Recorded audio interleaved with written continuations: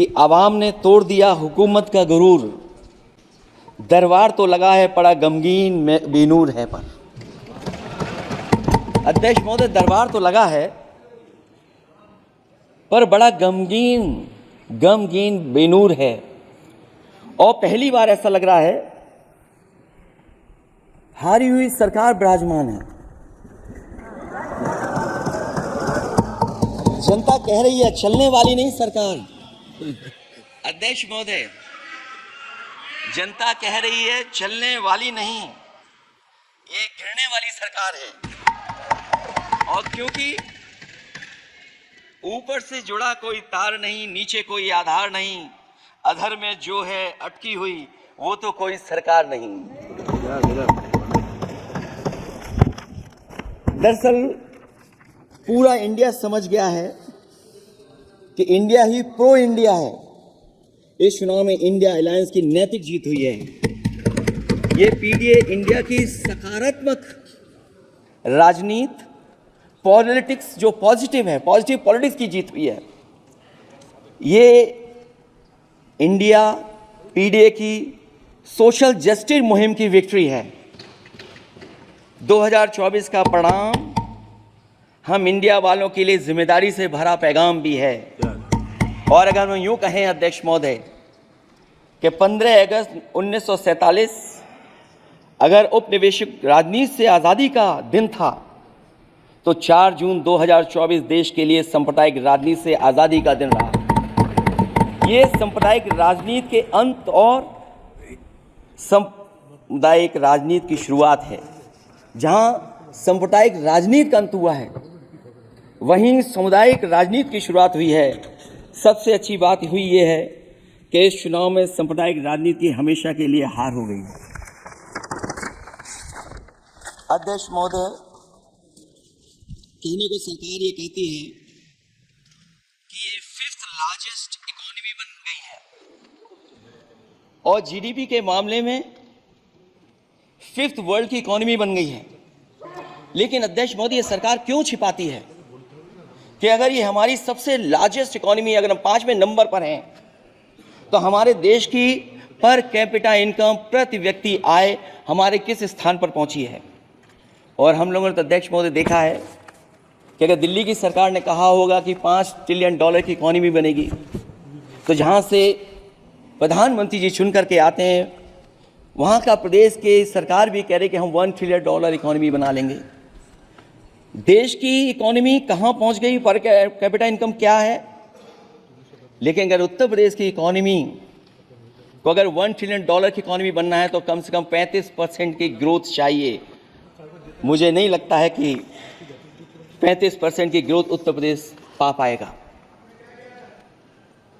हम hunger index में कहां खड़े हैं, नीचे से कहां हैं।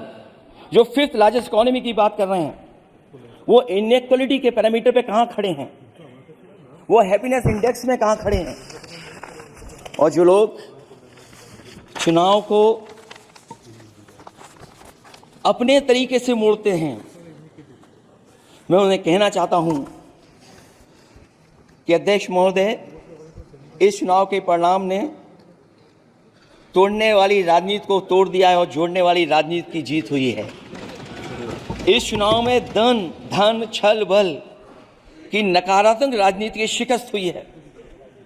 ये चुनाव जो देश का हुआ, ये सकारात्मक राजनीति का नया दौर शुरू हुआ है। इस बार प्रो कॉन्स्टिट्यूशन वालों की जीत हुई है। हम मानते हैं संविधान ही संजीवनी है, उसी की जीत हुई है। ये संविधान मंथन में संविधान रक्षकों की जीत हुई है। अब ऊपर से नीचे की राजनीति का अंत हो गया है। अब नीचे से जो समाज की जो आवाज उठेगी वही राजनीति का आधार बनेगी। मैं कहना चाहता हूं कि देश किसी की व्यक्तिगत महत्वाकांक्षा से नहीं, जन आकांक्षा से चलेगा। मतलब अब मनमर्जी नहीं, जनमर्जी चलेगी। इस चुनाव का बड़ा पैगाम यही है। अध्यक्ष महोदय, बहुत सी बातें हुई हैं। अगर उत्तर प्रदेश की बात न हो, क्योंकि अध्यक्ष महोदय सबसे बड़ा प्रदेश जहां है उसने हर बार दूसरे दल को समर्थन देकर के सरकार बनाई। मैं उन्हीं लोगों से कहना चाहता हूं कि लोग क्यूटो की फोटो लेकर बनारस की गलियों से लेकर के गंगा जी तक ढूंढ रहे हैं। उनको लगता है जिस दिन मां गंगा साफ हो जाएंगी, शायद उस दिन कहीं क्यूटो उसकी गोद में कहीं मिल जाएगा। बनारसी लोग चाहते हैं कि कोई गंगा जी के भी तल में उतरकर उसका दर्द भी जाने। उत्तर प्रदेश की जनता का बस यही आग्रह है कि जिस गंगा जल को हाथ में लेकर सच कहने की कसम खाई जाती है, कम से कम उस गंगा जल से तो झूठ ना बोला जाए।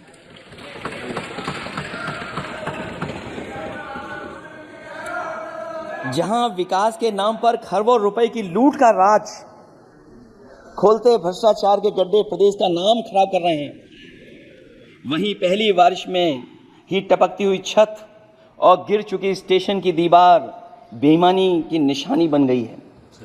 अध्यक्ष महोदय, विकास का ढिढोरा पीटने वाले इस विनाश की जिम्मेदारी कब लेंगे? और रही सच्चे विकास की बात, तो हमने जो सड़क बनाई उस पर हवाई जहाज उतरे थे और उत्तर प्रदेश की मुख्य नगरी में सड़कों पर नाव उतरी हैं। और अभी बारिश और हो जाएगी तो नाव से भी चलना पड़ेगा। यही स्मार्ट सिटी के जुमले का भी हाल है। न तो जाम से छुटकारा मिला, न बुनियादी सुविधाओं से कोई निजात मिली है, न कोई बुनियादी सुविधाएं मिल पाई हैं।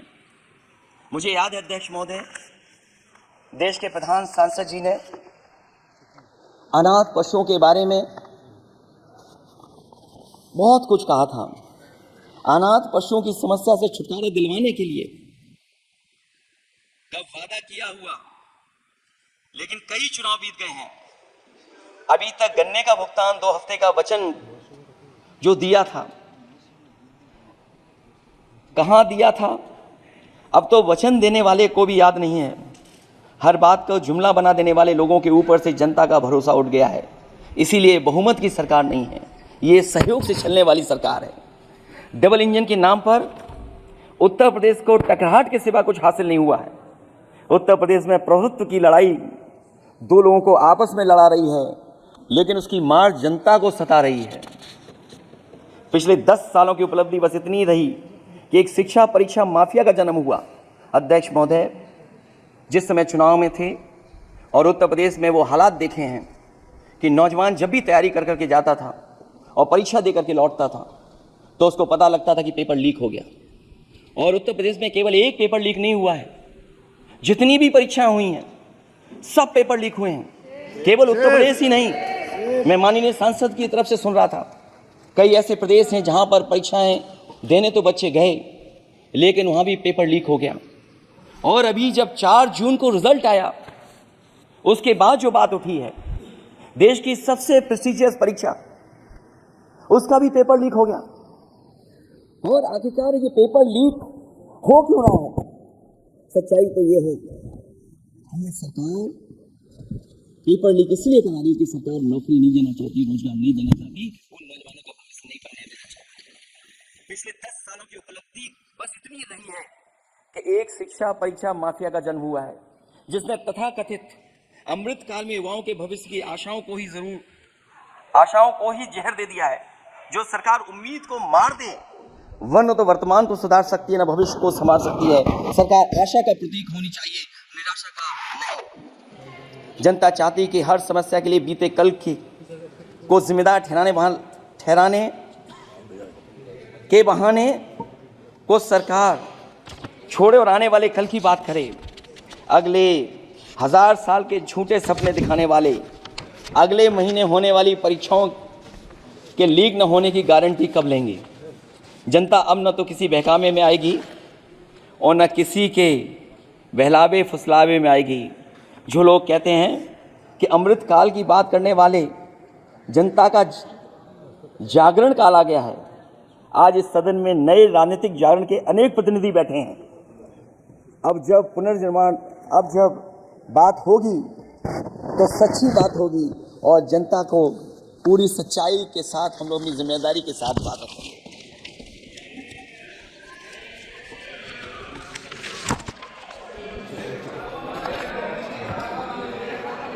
अध्यक्ष महोदय, एक जीत और हुई है, एक जीत और अध्यक्ष महोदय हुई है। मैं जानता हूं सत्ता पक्ष बैठे वाले लोग समझ गए होंगे। अयोध्या की जीत भारत के परिपक्व मतदाता की लोकतांत्रिक समझ की जीत है। और हम तो अध्यक्ष महोदय यही सुनते आए हैं, होए वही जो राम रची राखा, यह है उसका फैसला। अध्यक्ष महोदय, होए वही जो राम रची राखा, यह है उसका फैसला, जिसकी लाठी में नहीं होती आवाज, जो करते थे किसी को लाने का दावा, वो हैं खुद किसी के सहारे के लाचार। अध्यक्ष महोदय, मैं फिर कह देना चाहता हूं, होए वही जो राम रची राखा, यह है उसका फैसला, जिसकी लाठी में नहीं होती आवाज, जो करते थे किसी को लाने का दावा, वो हैं खुद किसी के सहारे के लाचार। हम अयोध्या से लाए हैं उनके प्रेम का पैगाम, हम अयोध्या से लाए हैं उनके प्रेम का पैगाम, जो सच्चे मन से करते हैं सबका कल्याण। सदियों में जन जन गाता है जिनके गान, अभय दान देती जिनकी मंद मंद मुस्कान, मानवता के लिए उठता जिनका तीर कमान। अध्यक्ष महोदय, जो असत्य पर सत्य की जीत का है नाम, उफनती नदी पर जो बांधे मर्यादा के बांध, वो है अवध के राजा पुरुषोत्तम प्रभु राम। हम अयोध्या से लाए हैं उनके प्रेम का पैगाम।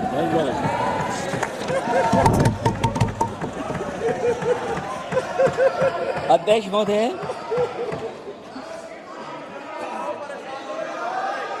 अध्यक्ष महोदय,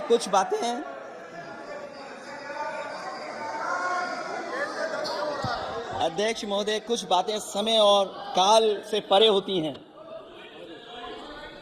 इसलिए आज यहां उत्तर प्रदेश के सदन में पढ़ा गया एक शेर याद आ गया, जो तब सही था अब और सही साबित हो रहा है। इजाजत हो अध्यक्ष जी तो मैं अर्ज करूं। हजूरे आला आज तक खामोश बैठे इसी गम में, हजूरे आला आज तक खामोश बैठे हैं इसी गम में, महफिल लूट ले गया कोई जबकि सजाई हमने।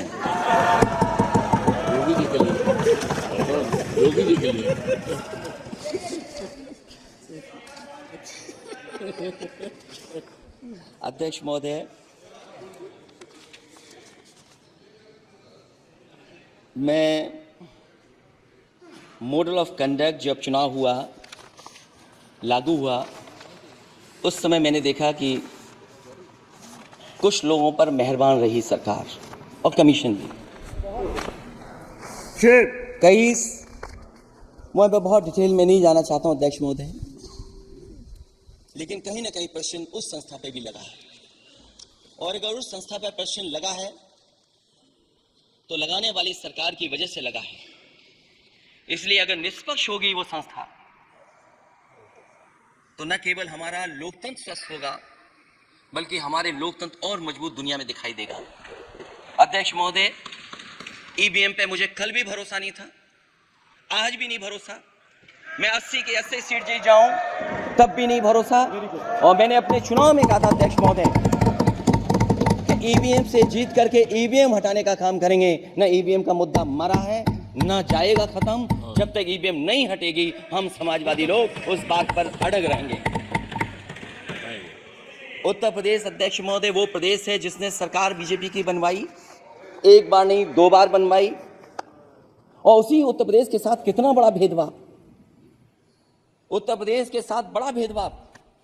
मुझे याद है वो दिन जब प्रधानमंत्री जी एयरफोर्स के सबसे भारी वाहन हवाई जहाज से उतरे थे सड़क पर। वो अलग बात है कि उस प्रदेश के मुख्यमंत्री उनके साथ नहीं बैठ पाए थे, लेकिन वो एक्सप्रेसवे जो बना था और आज भी जो उत्तर प्रदेश में बन रहे हैं वो उत्तर प्रदेश के बजट से बन रहे हैं। लेकिन दिल्ली की तरफ से कोई एक्सप्रेसवे अभी नहीं दिया गया है। न केवल इंफ्रास्ट्रक्चर में भेदभाव हुआ है, बल्कि हमें याद है कि प्रधानमंत्री जी ने बड़े पैमाने पे गांव गोद लिए थे। और सोचिए, अगर देश के प्रधान सांसद अगर किसी गांव को गोद ले ले और उस गांव की तस्वीर न बदले, तो शायद मैं नहीं समझता हूं कि किसी गांव की तस्वीर 10 साल में बदली होगी। मुझे वो गांव जिसको उन्होंने गोद लिया, जो प्रधानमंत्री जी की आदर्श योजना थी उसके तहत जो गोद लिया गया था गांव, वो 5 वर्ष पहले खूब शोर हुआ था कि बनारस शहर की तरह डोमरी में चमचमाने लगेगा एक गांव। हकीकत में कुछ नहीं हुआ। उसकी दुर्दशा वैसी की वैसी है, जैसे था गांव वैसा ही का वैसा है। टूटी सड़कें, कच्ची पगडंडियां, उखड़े और टूटे हुए ईंट के खंजे, बदहाल हैंडपंप, पावरलूम और पंखे के जाली के कारखाने को आखिर कब तक रफ्तार मिलेगी जो उस गांव में काम होता था, लोग करते थे। खाली पड़े रसोई गैस के सिलेंडर, अंधाधुंध बिजली कटौती के बीच इस गांव के लोगों को हर सुबह मजदूरी की कभी ना खत्म होने वाली तलाश आखिर कब पूरी होगी। तो सोचिए, एक गांव की तस्वीर ये है। जो गांव कभी गोद लिया गया था, उस गांव की भी तस्वीर नहीं सुधर पाई है। जो भाजपा के स्मार्ट सिटी के झूठे सपने में गांव के लिए कोई जगह नहीं है। अपने गांव गोद लेने की जो बात कही थी, क्या वो भी जुमला था अध्यक्ष जी? पता नहीं जिस गांव को गोद लिया था उसका नाम भी किसी को याद है कि नहीं। मैं नाम पूछ करके किसी को शर्मिंदा नहीं करूंगा, क्योंकि अगर नाम याद है तो ये तो और भी बुरी बात है कि अपने नाम याद रखने के बावजूद भी कुछ नहीं किया। जिसे गोद लिया जाता है उसे अनाथ बनाकर छोड़ देना अच्छी बात नहीं है। और अगर तस्वीर अध्यक्ष महोदय बदली हो 10 साल में उन तमाम गोद लिए हुए गांवों की, तो मैं सत्ता पक्ष के लोगों से कहूंगा जरूर सदन में बात रखें, जरूर बताएं आप। जो बात कभी अध्यक्ष महोदय कास्ट सेंसस की उठी थी, हम उस कास्ट सेंसस के पक्ष में हैं कि बिना कास्ट सेंसस के सामाजिक न्याय संभव नहीं है। सबको हक दिला पाना मुश्किल है।